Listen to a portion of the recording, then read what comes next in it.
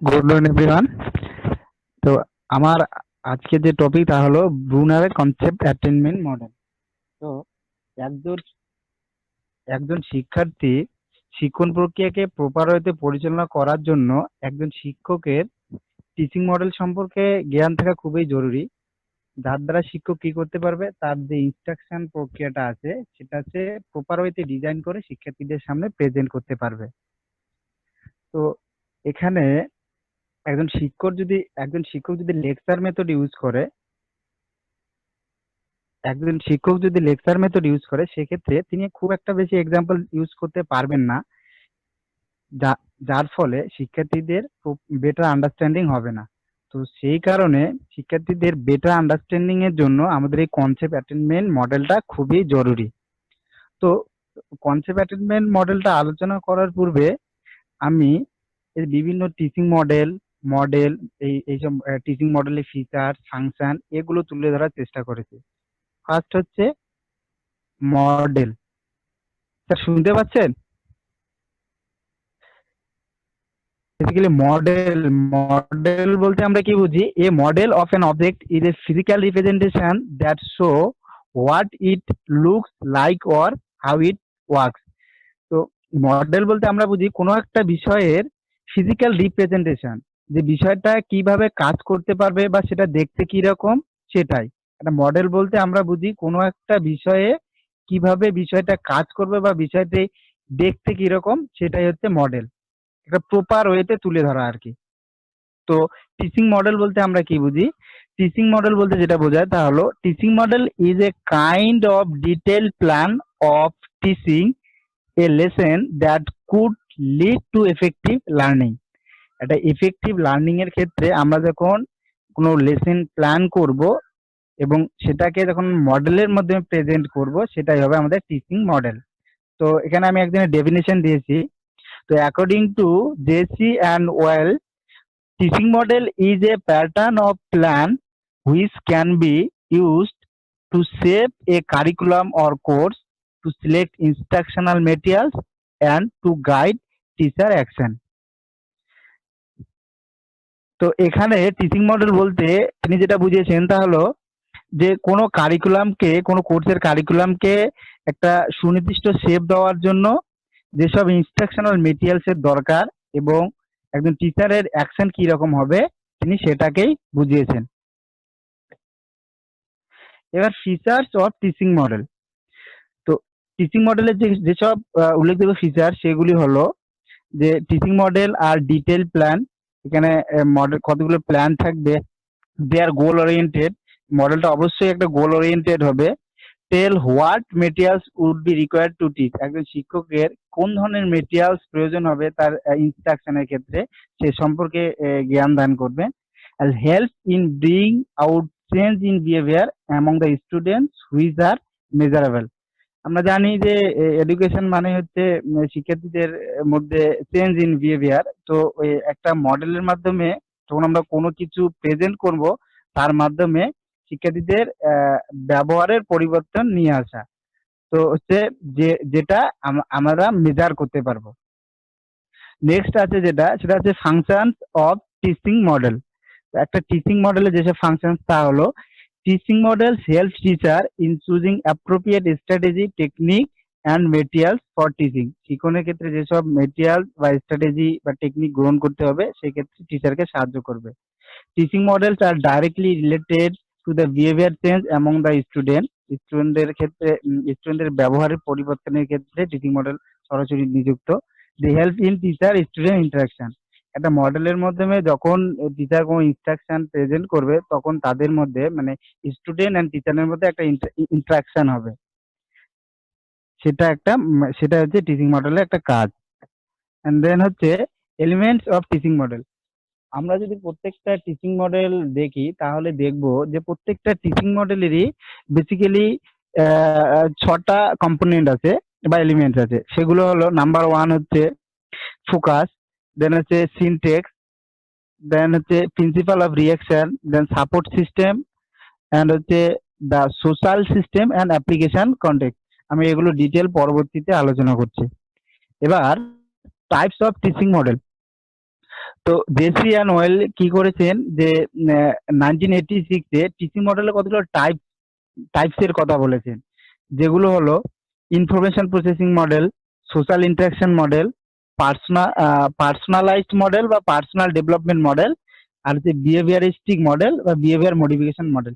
এগুলো মূলত মোটামুটি আমাদের সাইকোলজির যে কতগুলো স্কুল আছে সেই সাইকোলজিক্যাল ব্রাঞ্চগুলোর ভিত্তিতে অনেকটা এই ভাগটা করা হয়েছে। যেমন constructivist approach, cognitive approach, behaviouristic approach, এর ভিত্তিতে মোটামুটি ভাগগুলো করা হয়েছে এখানে। দেন হচ্ছে আমার মূল আলোচনার বিষয় যেটা, সেটা হচ্ছে কনসেপ্ট অ্যাটেনমেন্ট মডেল। তো এই কনসেপ্ট অ্যাটেনমেন্ট মডেলের প্রবক্তা হলেন ব্রুনার। তিনি এই মডেলটা মূলত হচ্ছে ইনফরমেশন প্রসেসিং মডেল। তো according two Bruner, concept attainment refers to the process finding productive defining attribute that distinguish exemplars from the non-exemplars, the class one sex to discriminate. দেন হচ্ছে এই কনসেপ্ট অ্যাটেনমেন্ট মডেলের কতগুলো পরবর্তীতে ব্রুনারের যেসব অ্যাসোসিয়েট আছেন তারা concept attainment মডেলের কতগুলো নতুন টার্ম অ্যাড করেছেন। সেই টার্মগুলো হলো কনসেপ্ট অ্যাটেনমেন্ট। তো কনসেপ্ট অ্যাটেনমেন্ট বলতে আমরা কি বুঝি? কনসেপ্ট অ্যাটেনমেন্ট বলতে বোঝায় একই বৈশিষ্ট্য সম্পন্ন বিভিন্ন বস্তুর সাধারণ বৈশিষ্ট্য সম্পর্কে জ্ঞান লাভ করা। অর্থাৎ এখানে তিনি যেটা বুঝিয়েছেন তা হলো যে আমরা যদি পাখির বৈশিষ্ট্যগুলো দেখে পাখিকে চিনতে পারি, তাহলে আমরা বুঝবো যে আমাদের পাখির সম্পর্কে কনসেপ্ট অ্যাটেনমেন্ট হয়েছে বা মানে পাখির ধারণা অর্জন হয়েছে। তো এবার তারপরে যে কনসেপ্টটা আছে তা হলো কনসেপ্ট ফরমেশন। কনসেপ্ট ফরমেশনটা কি? এখানে হলো একই বৈশিষ্ট্য সম্পন্ন বস্তুর প্রত্যেকটিকে পৃথক করে নির্দিষ্ট করতে পারা। মানে এখানে তিনি যেটা বুঝিয়েছেন, আমরা পাখির বিভিন্ন বৈশিষ্ট্য দেখে, যেমন পাখির বৈশিষ্ট্য যেমন পালক, দুটি ডানা, লেজ বিশিষ্ট।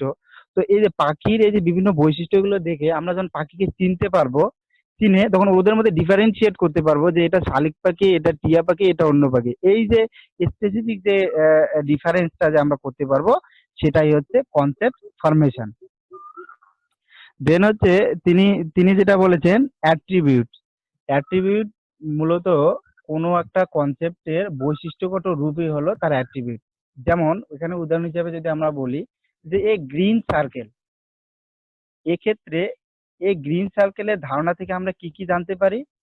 যেমন এখানে এ গ্রিন সার্কেল, তার মানে এখানে আমরা একটা সংখ্যা জানতে পারলাম যে একটি গ্রিন, এখানে রঙের ধারণা আমরা পেলাম। দেন হচ্ছে একটা শেপ জানতে পেলাম, সার্কেল একটা শেপ। দেন হচ্ছে অ্যাট্রিবিউট ভ্যালুজ, এখানে মূলত ওই কোনো ধারণার সংগঠনের মূল্যমানকে নির্ধারণ করা হয়। দেন হচ্ছে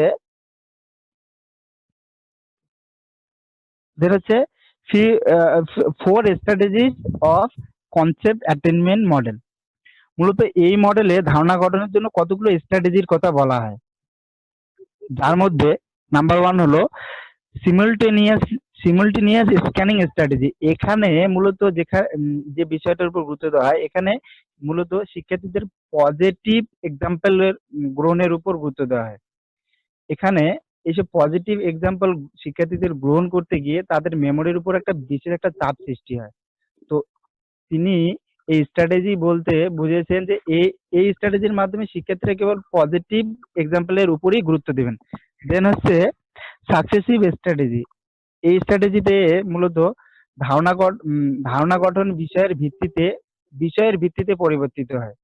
মানে কোনো একটা পরিবর্তনশীল বিষয়ে তাদের ধারণাটা ক্রমাগত পরিবর্তিত হতে থাকবে। দেন হচ্ছে কনজারভেটিভ ফোকাসিং স্ট্র্যাটেজি।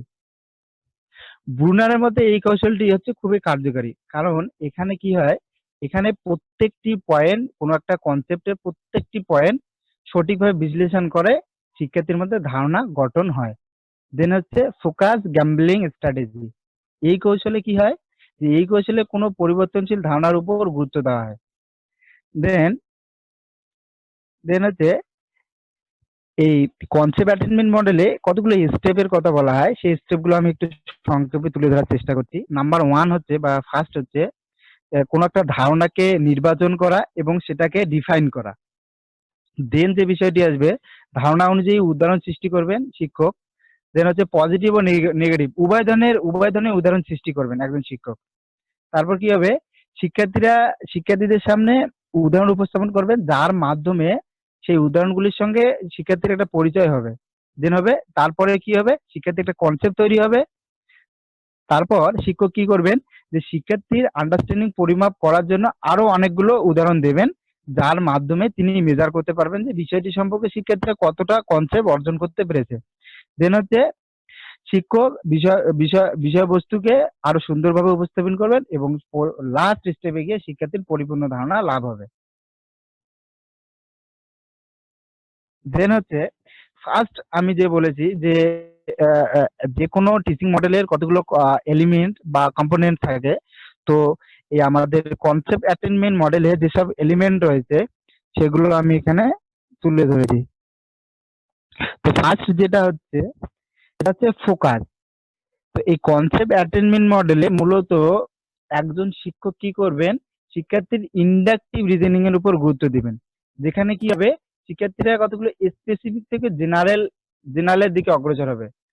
মানে কতগুলো যেমন এখানে একটা উদাহরণ দেওয়া যায় ইন্ডাকটিভ রিজনিং এর, যে যদি আহ, আমরা কয়েকটা উদাহরণ শিক্ষার্থীর সামনে এভাবে উপস্থাপন করি যে দেখলাম যে ফার্স্ট একদিন শিক্ষার্থী দেখলেন যে কাক কালো, সেকেন্ড ডেতে দেখলেন কাক কালো, থার্ড ডেতে দেখলেন কাক কালো।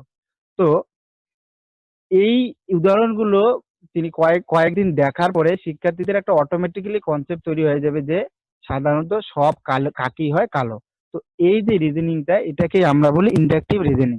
এখানে কতগুলো স্পেসিফিক বিষয় থেকে জেনারেল বিষয়ের দিকে অগ্রসর হওয়া হয়।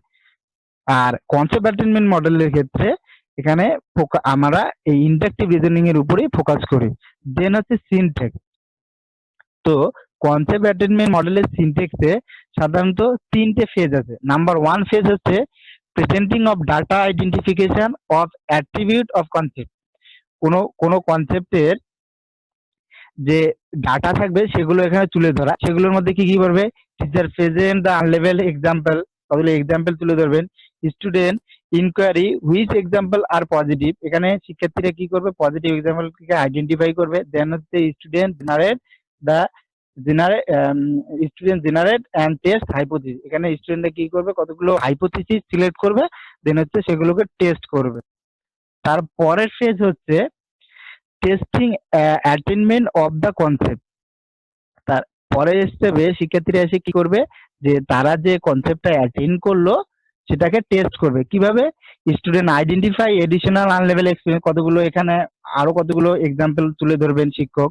স্টুডেন্ট জেনারেট এক্সাম্পল, স্টুডেন্ট নিজেরাই জেনারেট করবে এক্সাম্পলকে, অ্যান্ড দেন তারা যে হাইপোথিসিসটা যে গ্রহণ করেছিল সেটাকে পরিপূর্ণভাবে গ্রহণ করবেন।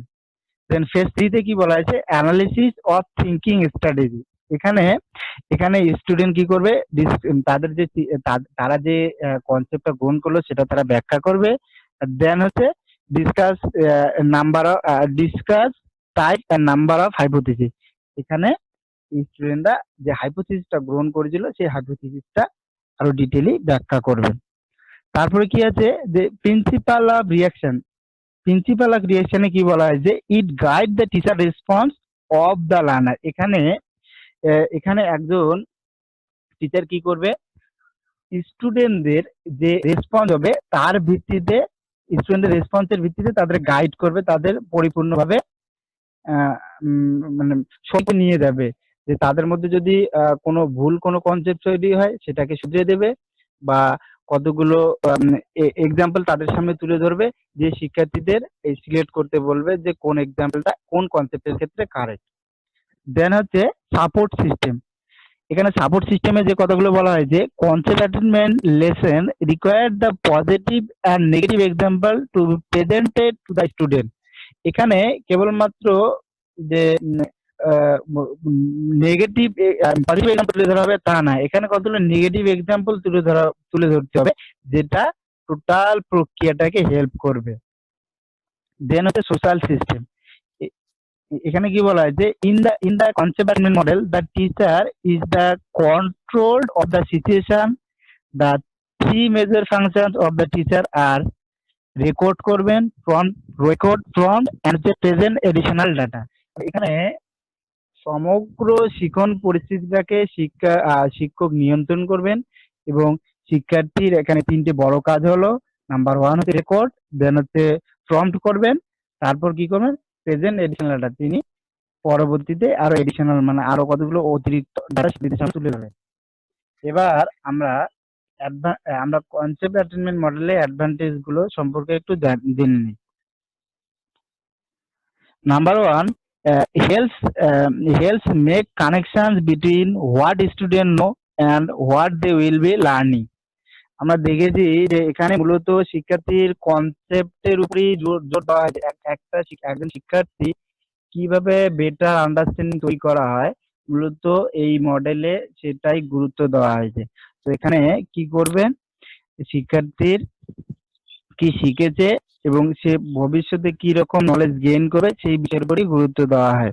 দেন হচ্ছে learn how to examine A concept from the number of perspective.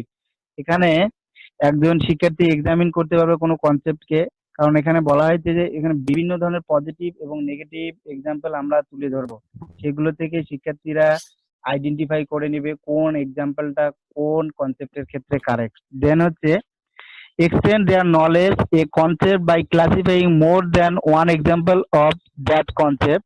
Then the student go beyond merely association. A key term with a definition concept is learned more thoroughly and retention is improved. এখানে মূলত ওই ধরে রাখার উপরে গুরুত্ব দেওয়া হয়েছে। দেন হচ্ছে effect of concept attainment model. এখানে কনসেপ্ট অ্যাটেনমেন্ট মডেল যেসব ফলাফল আমরা দেখতে পাই তা হলো নার্চার অফ কনসেপ্ট, দেন হচ্ছে improve concept building strategy, specific concept, awareness of alternative perspective, then হচ্ছে ইন্ডাকটিভ রিজনিং, তারপর হচ্ছে tolerance of ambiguity, sensitive to logical reasoning in communication. মূলত আমরা কনসেপ্ট অ্যাটেনমেন্ট মডেলের টোটাল কনসেপ্টটাকে এখানে সামারাইজ করে এই কয়েকটা ওয়ার্ডের মাধ্যমে আমি তুলে ধরার চেষ্টা করেছি। দেন হচ্ছে কনক্লুশন কি হলো যে concept attachment model has a great relevance for teacher who intend to improve the instructional system. This model guides teacher to go the depth of the content and helps students to attain new concepts. So the model has a great attribute on teaching learning process. মূলত এখানে একজন শিক্ষক শিক্ষার্থীদের মধ্যে কিভাবে কনসেপ্টটাকে সুন্দরভাবে তুলে ধরতে পারবে, কিভাবে তাদের লার্নিং যে কন্ডিশনটা আছে শিক্ষার্থীদের সেটাকে ইফেক্টিভ ওয়েতে তুলে ধরতে পারবেন, কিভাবে তাদের বেটার আন্ডারস্ট্যান্ডিং হবে কনসেপ্ট অ্যাটেনমেন্ট মডেলে, মূলত সেগুলো কথাই বলা হয়েছে। দেন হচ্ছে রেফারেন্স এন্ড থ্যাংক ইউ।